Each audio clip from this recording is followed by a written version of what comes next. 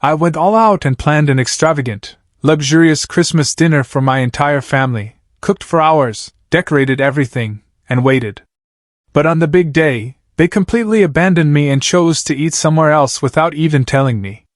My own flesh and blood, my children, abandoned me on Christmas, leaving me to dine alone and cry in a fancy restaurant. But then, a DNA test, and my grandson walking through those doors, everything flipped.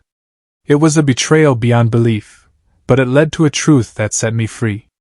This is Della. I spent 3 days, literally 3 days, preparing for what I thought would be our first real Christmas dinner together in years. I mean, the reservation at Le Bernardin wasn't cheap, an $800 table, but I didn't care. At 68, I'd learned that time with family is worth any price. Or so I believed.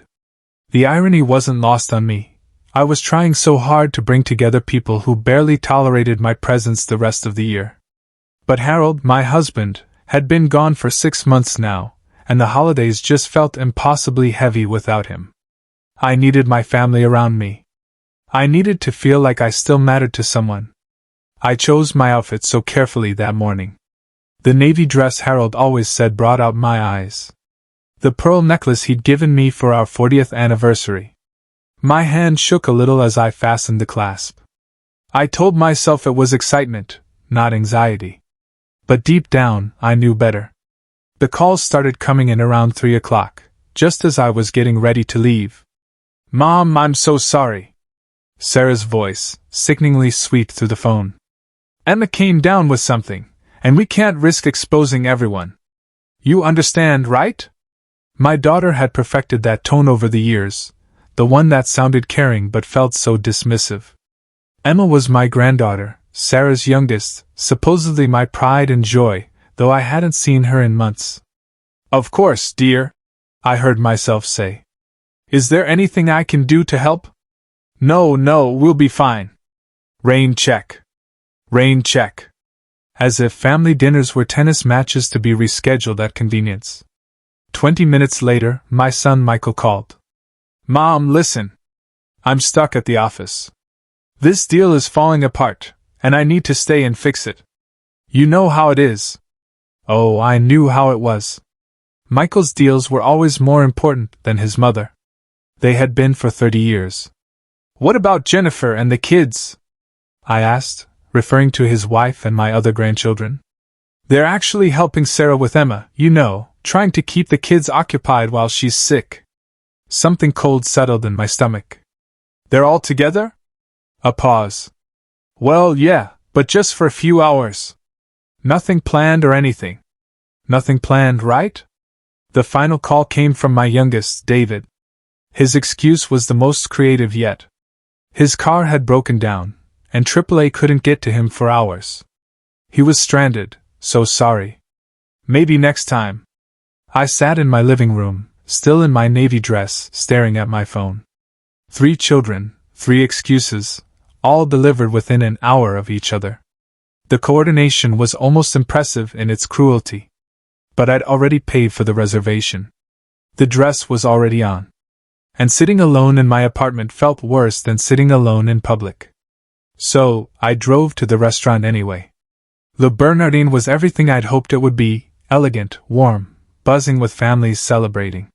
The hostess looked at me with barely concealed pity as I explained that, yes, it would just be me at the table for 6. "Would you prefer a smaller table?" she asked gently. "No," I said, my voice steadier than I felt. "Leave it as it is." I ordered wine first, a bottle of the Bordeaux Harold used to love. The server didn't comment on the fact that I was clearly drinking alone, for which I was grateful. I ordered appetizers I couldn't afford, entrees I didn't want, trying to fill the enormous table with food since I couldn't fill it with people. The breaking point came when I saw a family at the next table. 3 generations laughing together, sharing stories. The grandmother clearly treasured at the center of it all. The tears started then, quiet at first, then impossible to stop. I was dabbing at my eyes with a cloth napkin when I heard running footsteps. Hugo burst through the restaurant doors. His 17-year-old face flushed from the cold, and something else. Anger, maybe, or determination. Grandma Della! His voice carried across the restaurant, and several diners looked up. He weaved between tables, ignoring the maitre d's protests, until he reached me. His dark hair was disheveled, his coat half-buttoned like he'd dressed in a hurry. Hugo! I stood up, confused. What are you doing here? Aren't you with your mother and the others? He was breathing hard, like he'd been running for blocks. In his hand was a manila envelope, thick and official-looking. His eyes were bright with tears he was trying not to shed. I had to find you, he said, his voice cracking slightly. I couldn't let them do this to you anymore. Do what, honey? What are you talking about? He glanced around the restaurant, then back at the envelope. They're all together, Grandma, at Romano's 3 blocks from here. They've been planning this for weeks. My knees felt weak. I sank back into my chair. Planning what? Hugo's jaw clenched in a way that reminded me painfully of Harold when he was angry. The dinner wasn't the real plan. They needed you out of the way tonight because… He held up the envelope. Because of this. I stared at the envelope like it might bite me. What is it? It's from Grandpa Harold's lawyer. It came to Mom's house today.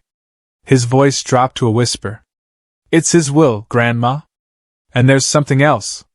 He sat down heavily in the chair next to me, the one that should have been his mother's.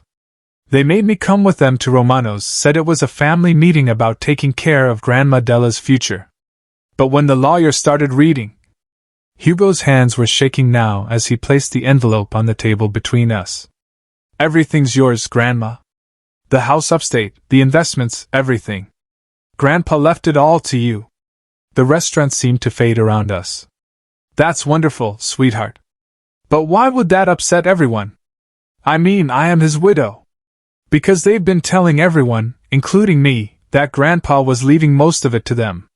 Mom's been planning to renovate the upstate house. Uncle Michael was going to use the investments for his business. Uncle David was going to sell some of it to pay off his debts. My mouth went dry. How long have they known about the will? Months, Hugo said quietly. Maybe longer. But there's more, Grandma. There's something else in here they don't want you to see. He reached into the envelope and pulled out what looked like laboratory results. It's a DNA test, Grandma. Grandpa had it done before he died. I took the papers with trembling hands, squinting at the scientific language I couldn't quite understand, but some things were clear enough. The test was comparing Hugo's DNA to my family's. I don't understand, I whispered. Hugo's voice was barely audible now. I'm not really your grandson, Grandma Della. I'm not Mom's biological son. She adopted me when I was 2, but she never told you the truth. She's been using me all these years to get money from you and Grandpa, pretending I was blood family. The papers fluttered from my hands to the floor. The wine glass tipped over, red liquid spreading across the white tablecloth like blood. Everything I thought I knew about my family, about my life, was crumbling around me. But as I looked at Hugo, this boy who had run through the streets to find me, who had chosen truth over the lies that had sustained him for 15 years, I realized something else was beginning. Something that might, for the first time in years, be real. Hugo helped me to the restroom where I splashed cold water on my face and tried to process what he just told me. My reflection in the mirror looked older than my 68 years. The carefully applied makeup now streaked with tears. But my eyes looked different somehow. Awake, maybe, for the first time in years. When we returned to the table, I made Hugo eat something while he told me the whole story. His voice was steady now, like he'd been holding this secret for so long that finally sharing it was a relief. The lawyer's office was nothing like I expected, he began, picking at the bread basket. Mr. Peterson had this huge mahogany desk and all these legal books everywhere. Mom, Uncle Michael, and Uncle David were sitting there looking so confident, like they already knew what they were going to inherit. I poured myself another glass of wine, my hands steadier now. How long have they known about the will reading? Mom got the call 3 weeks ago. She made this whole production about how sad it was that we had to deal with Grandpa's affairs, but I could tell she was excited.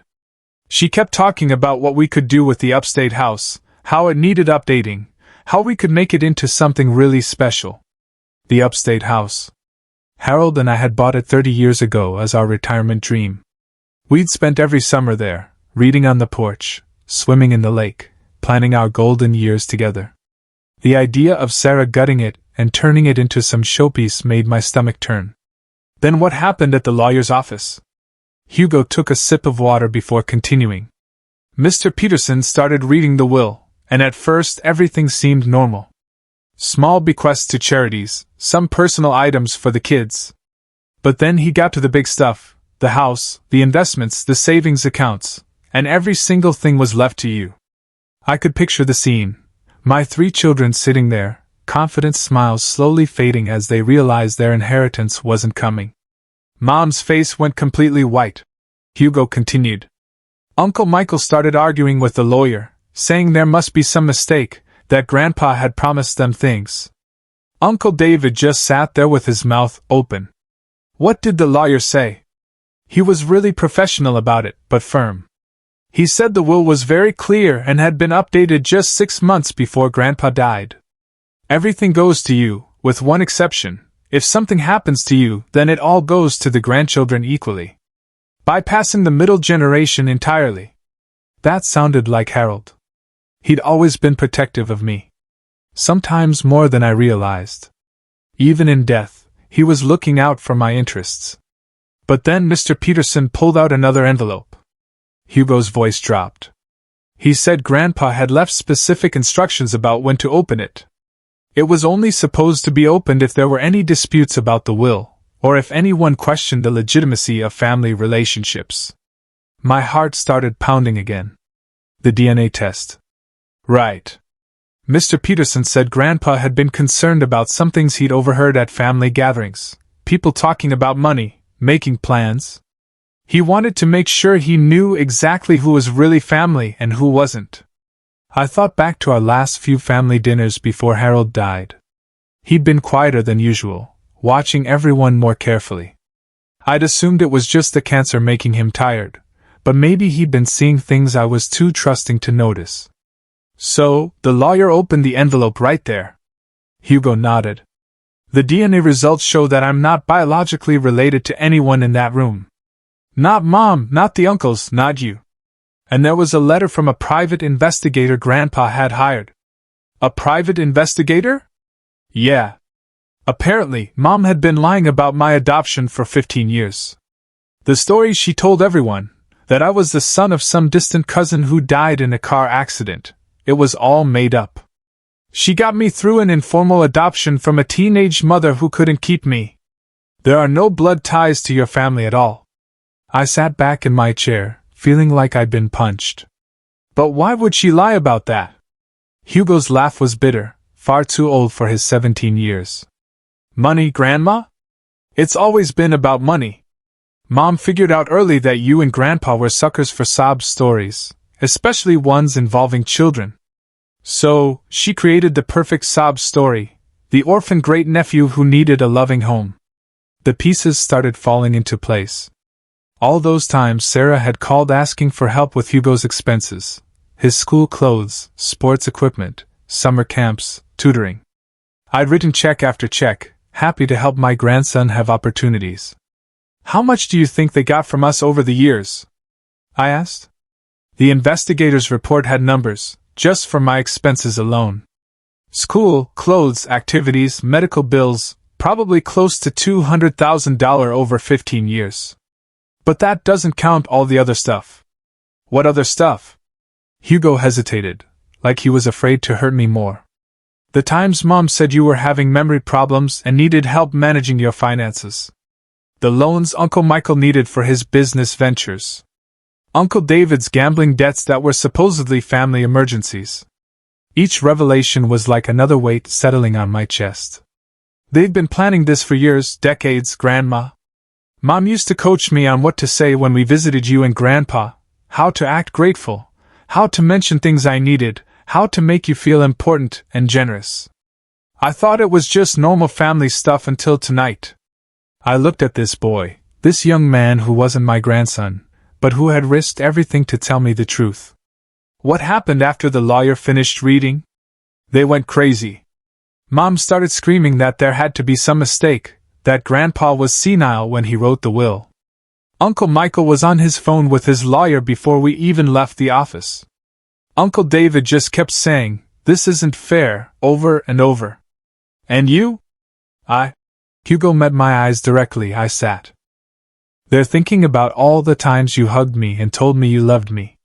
All the birthday cards with money in them, the Christmas presents you couldn't really afford. The way you always asked about my grades and my friends, like you really cared. And I realized that even if we're not blood related, you've been more of a real grandmother to me than anyone else in that family has been real family. My throat closed up. Hugo. They didn't even notice when I left. They were too busy planning how to contest the will, how to prove Grandpa was incompetent, how to get what they think they deserve. Mom was already talking about hiring her own lawyer. So you came here. I took the subway and ran the last 8 blocks. I couldn't let them do this to you anymore, Grandma. You've been alone enough. Looking at Hugo across the table, his earnest face still flushed from running through the cold night to find me, I felt something I hadn't experienced in months. Not just love, but hope. Maybe real family wasn't about blood after all. Maybe it was about showing up when it mattered. But as I reached across to squeeze his hand, I couldn't shake the feeling that tonight's revelations were just the beginning. If my children had been lying about Hugo for 15 years, what else had they been hiding? And more importantly, what else were they willing to do to get their hands on Harold's money? The cab ride to my apartment was quiet. Both of us lost in our own thoughts. Hugo sat clutching the manila envelope like it contained explosives, which in a way, I suppose it did. Every few blocks he'd glance at me with this worried expression, like he was afraid I might suddenly decide he was the enemy, too. You can stay the night, I told him as we pulled up to my building. We'll figure everything else out tomorrow. He nodded gratefully. Mom's probably wondering where I am by now. Let her wonder. Inside my small apartment, I made tea while Hugo sat at my kitchen table, finally allowing himself to relax. He looked so young in the soft light, too young to carry the weight of secrets he'd been carrying. How long have you known? I asked, setting a mug in front of him. About not being related to us, I mean. Hugo wrapped his hands around the warm cup, staring into the steam. I've suspected for years, but I only found out for sure tonight. There were always little things that didn't add up. Like what? Medical stuff, mostly. When I was 12, I needed surgery for my appendix. The doctors kept asking about family medical history, and Mom would get this panicked look every time. She'd make up different stories. Sometimes she'd say my biological parents died too young to know their medical histories. Other times, she'd claim I inherited certain traits from your side of the family. But her stories never matched up. I thought about all the times I'd looked at Hugo and marveled at how different he was from the rest of us. His dark hair when we were all fair, his height when we were average, his artistic talents when no one else in the family could draw a straight line. And then there was the way she talked about my adoption when she thought I couldn't hear her. Hugo continued. She'd be on the phone with Uncle Michael or Uncle David, and I'd catch fragments of conversations, things like, "As long as he doesn't find out," or "It's working better than we planned." That must have been terrifying for a child. It was confusing more than scary at first. I didn't understand what they were planning or why it mattered if I found out about my adoption. Lots of kids are adopted, right? But as I got older, I started noticing the pattern. What pattern? Hugo took a sip of tea before answering. Every time you and Grandpa were generous. Every birthday check, every Christmas gift, every time you paid for something I needed, Mom would get this satisfied look, like she'd accomplished something, and she'd always make sure I called to thank you personally. Coached me on exactly what to say to make you feel good about helping. My heart ached, thinking about this little boy being taught to manipulate people who loved him.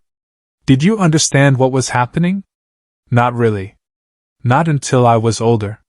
When I was little, I just thought that's how families worked. But around 13 or 14, I started paying more attention to how Mom talked about money, How she'd time her requests for help. How she'd bring me along when she wanted to ask you and Grandpa for something. She used you as emotional leverage. Exactly. She'd have me wear my school uniform when we visited if she wanted to talk about tuition costs. She'd make sure I mentioned if I needed new clothes or sports equipment. She'd even coach me to look sad if she was planning to ask for money for some emergency.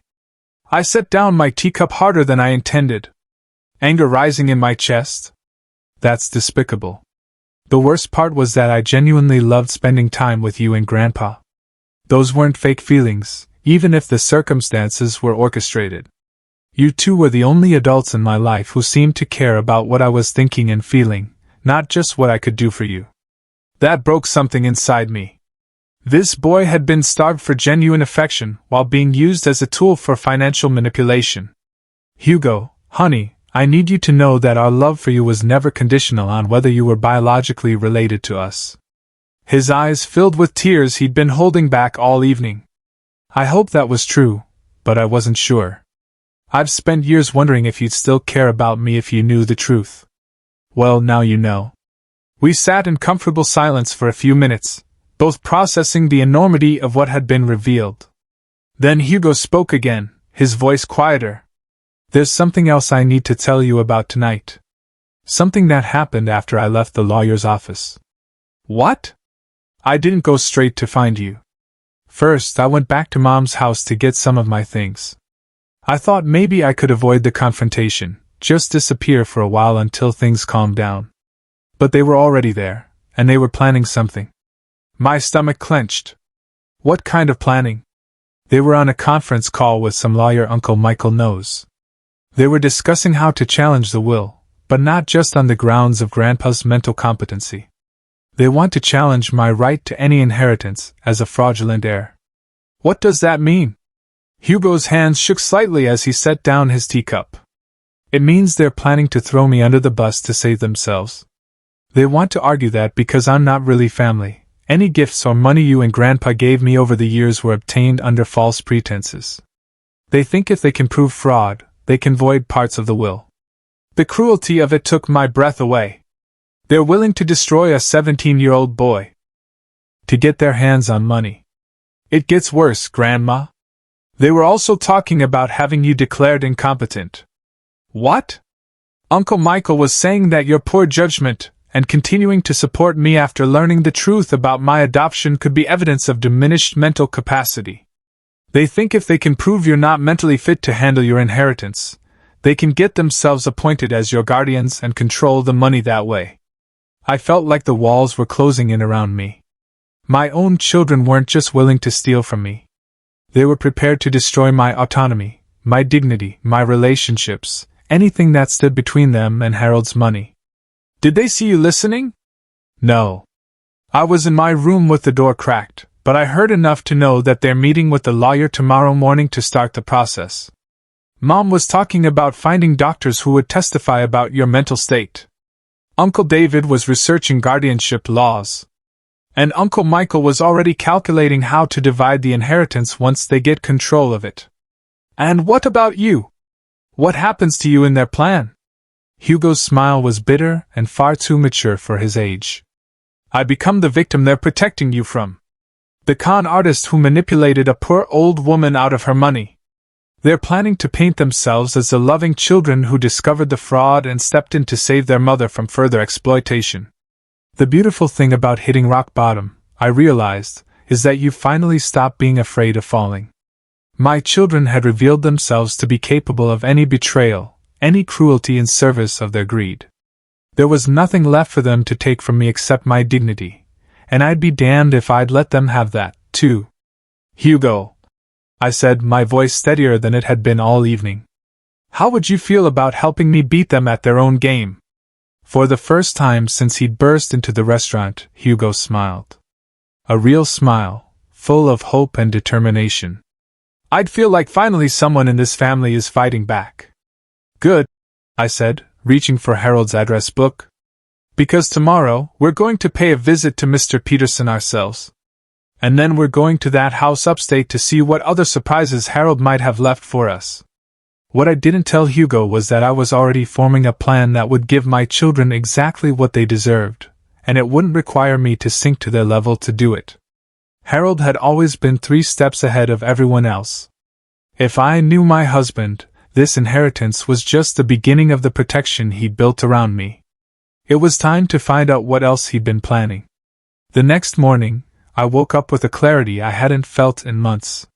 Hugo was still asleep on my couch, curled up under Harold's old Afghan, looking peaceful for the first time since I'd known him. I made coffee quietly and called Mr. Peterson's office as soon as it opened. "Mrs. Holloway," his secretary said warmly. "Mr. Peterson was hoping to hear from you. Can you come in this morning? He has some additional documents your husband left with specific instructions about when to release them." "More documents?" Harold really had been planning for everything. Hugo stirred as I was getting dressed, sitting up and rubbing his eyes like a confused child. For a moment, I could see the little boy he'd been when Sarah first brought him around. Sweet, uncertain, trying so hard to please everyone. "How are you feeling?" "Like I slept for the first time in years," he said. And I knew exactly what he meant. We took a cab to Mr. Peterson's office, a modest building downtown that had been Harold's lawyer's practice for over 30 years. Peterson himself was probably close to my age, with kind eyes behind wire-rimmed glasses and the patient demeanor of someone who'd spent decades helping families navigate their worst moments. "Mrs. Holloway," he said, standing as we entered his office. "And you must be Hugo. Your grandfather spoke about you often." Hugo looked surprised. "He did?" "Oh, yes. He was very concerned about your welfare. In fact, that's part of why we're here today." Mr. Peterson gestured for us to sit. "Your husband left very specific instructions about additional materials to be shared if anyone attempted to challenge the will or question family relationships." He pulled out another manila envelope, thicker than the one Hugo had brought me last night. "These documents weren't part of the formal reading because Harold hoped they wouldn't be necessary. But given what happened yesterday evening with your other children, I think it's time you saw them." My hands trembled as I opened the envelope. Inside were photographs, bank statements, phone records, and what looked like transcripts of conversations. "Harold hired a private investigator 18 months ago," Mr. Peterson explained. "He'd become suspicious about some of the financial requests from your children and wanted to understand what was really happening." The first photograph showed Sarah coming out of a luxury spa, the kind that cost more per visit than most people spend on groceries in a month. The date stamp showed it was taken 3 days after she'd called me crying about being unable to afford Hugo's school supplies. "She told me she was working extra shifts as a nurse to make ends meet," I whispered. The next photo showed Michael at an expensive restaurant, clearly entertaining clients, champagne bottles on the table. The receipt stapled to the back showed a bill for over $800. On the same day, he'd borrowed $3,000 from me for emergency medical expenses. But it was the bank statements that really told the story, page after page showing deposits from me and Harold, followed immediately by transfers to luxury retailers, vacation resorts, and high-end purchases. None of the money we'd given them for emergencies had gone to emergencies at all. "There's more," Mr. Peterson said gently. "Audio recordings. Harold recorded them, and with their knowledge, actually. He started insisting on putting family meetings on speakerphone, claiming his hearing was getting worse and he needed the volume. What they didn't know was that he was also recording." He handed me a small digital device with earphones.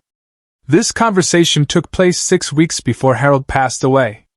Your children had requested a family meeting to discuss your future care needs." I put in the earphones with shaking hands and pressed play. Sarah's voice came through clearly. "Mom's getting more forgetful, Dad. We're worried about her living alone." "She seems fine to me," Harold's voice responded, but I could hear the weariness in his tone. "Well, she wouldn't seem confused to you because you're with her all the time," Michael's voice chimed in. "But when we visit, she repeats herself a lot. Forgets conversations we've had." I paused the recording, looking at Mr. Peterson in confusion. "I don't repeat myself. My memory is fine." "Keep listening," he said sadly. David's voice. The thing is, Dad, if something happens to you, we need to make sure Mom is protected. Maybe we should start getting more involved in her finances now while you're still here to help transition things. What kind of involvement? Harold asked. Sarah again. Just basic stuff. Maybe she could add one of us to her bank accounts. Give us power of attorney for emergencies. You know how overwhelming financial decisions can be for women her age. Women her age. I was 67 at the time, not 90. She's perfectly capable of managing her own affairs, Harold said firmly. Of course she is right now, Michael responded smoothly. But we're talking about being proactive, planning ahead. And honestly, Dad, some of the money you two have been spending seems unnecessary. Like what? Well, like all the money on Hugo. David jumped in. I mean, we love the kid, but he's not even really family, and the amounts you're spending on him could be going toward Mom's long-term care. My blood went cold.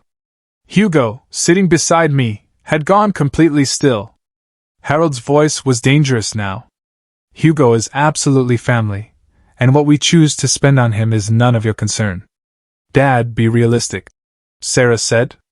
He's an adopted kid who's going to be 18 soon and out of our lives anyway. The money you're putting toward his college fund could pay for a really nice assisted living facility for Mom when the time comes.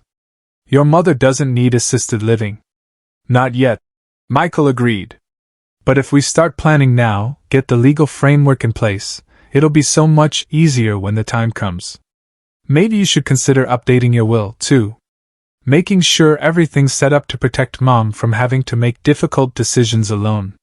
The recording went on for another 20 minutes. My children systematically laying out their plan to strip away my autonomy and independence while convincing Harold it was for my own good. They painted a picture of me as a declining, helpless woman who needed their protection from my own poor judgment. What was most chilling was how reasonable they sounded, how they framed every suggestion as being motivated by love and concern. When the recording ended, I sat in silence for a long moment. Mr. Peterson handed me a tissue. There are 12 more recordings like this, he said.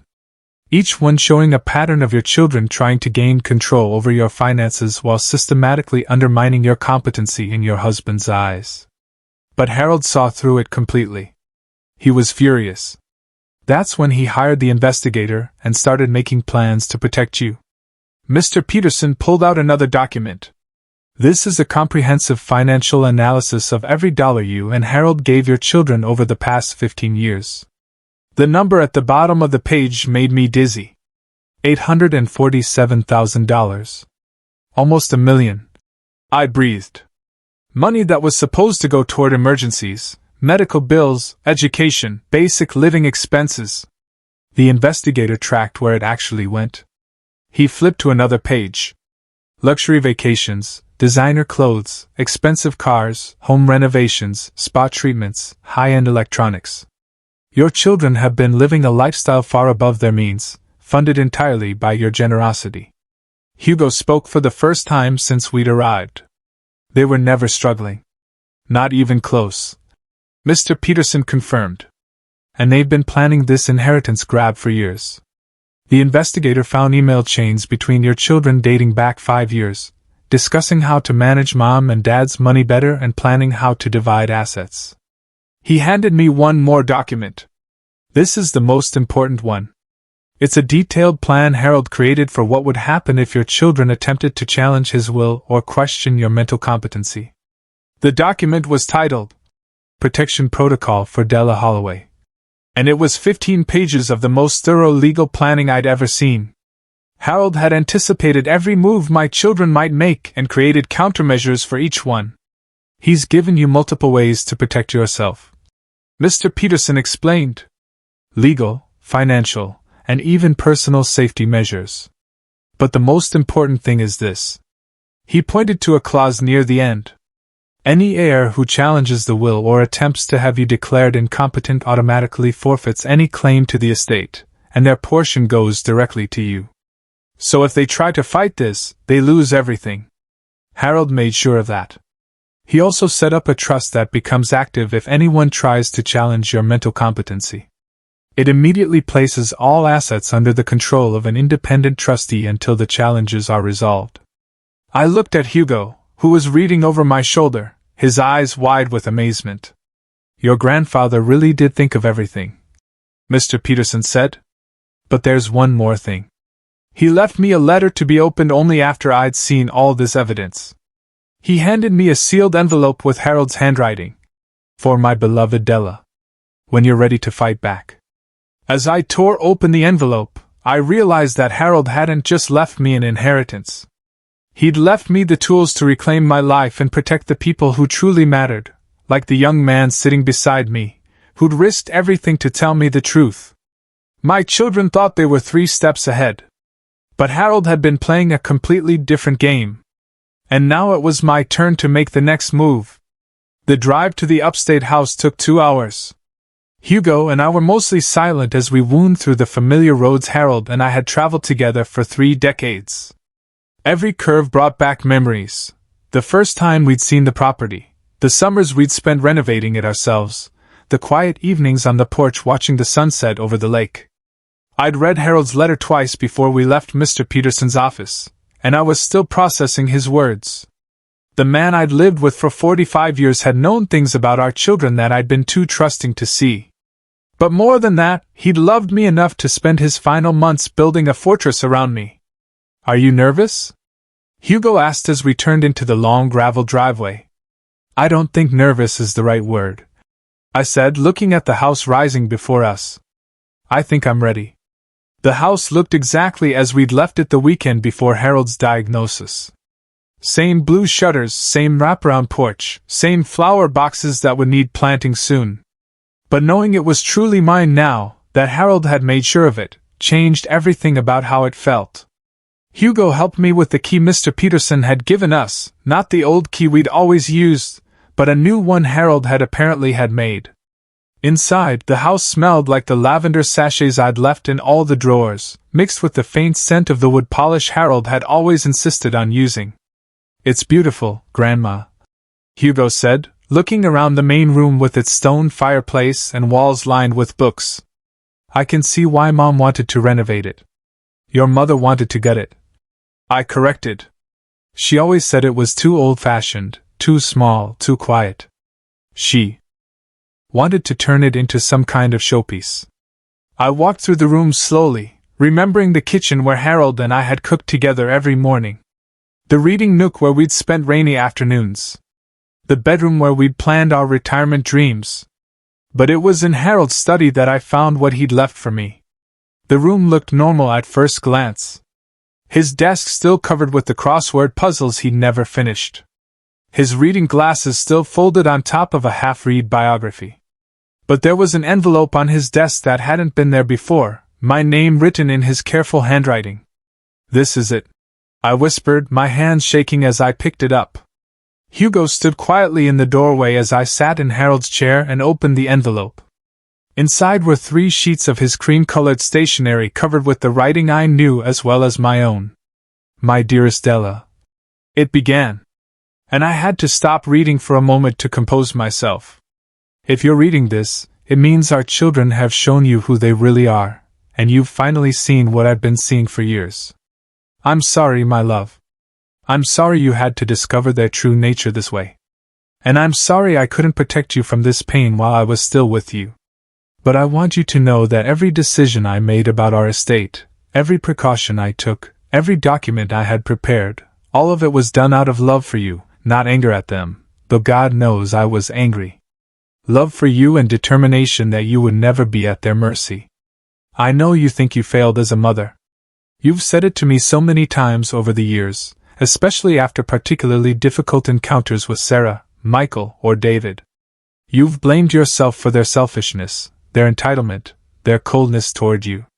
But Della, sweetheart, you didn't fail. They did. You gave them everything a parent should give: love, support, guidance, opportunities. You sacrificed your own dreams to help them achieve theirs. You worked extra shifts to pay for their educations, went without things you wanted so they could have what they needed, and you never once made them feel guilty for the burden. The problem was never your love, Della.